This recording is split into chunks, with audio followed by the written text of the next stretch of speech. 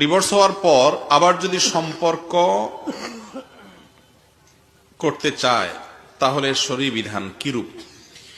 Divorce যদি হয়ে যায় স্বামী স্ত্রীর মধ্যে, বিচ্ছেদ হয়ে যায়, এরপর যদি বিবাহের মাধ্যমে একে অন্যে পুনরায় মিলিত হতে পারে, অর্থাৎ স্বামী স্ত্রী হিসাবে তারা আবার বিবাহ বন্ধনে আবদ্ধ হওয়ার সুযোগ থাকে, যেমন 1 তালাক দিয়েছেন, 2 তালাক দিয়েছেন, তাহলে তো সে সুযোগ আছে এবং ওলামাদের কাছ থেকে মাসআলা বিস্তারিত জেনে সেটা আমল করবেন। যদি তালাক 3টা দেওয়া শেষ হয়ে যায়, 3টাই তালাক পতিত হয়ে যায়, তাহলে আর পুনরায় স্বামী স্ত্রী হিসাবে একসাথে থাকার সুযোগ নাই।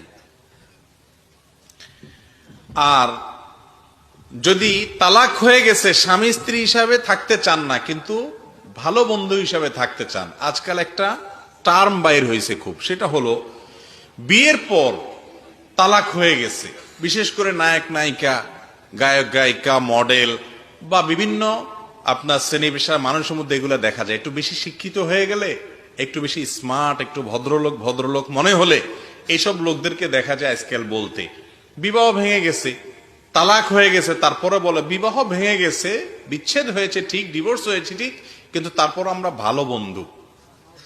শুনছেননি আপনারা এই সমস্ত কথা? আমাদের মধ্যে এখনো সুসম্পর্ক বজায় আছে, অনেক সময় একই ছাদের নিচে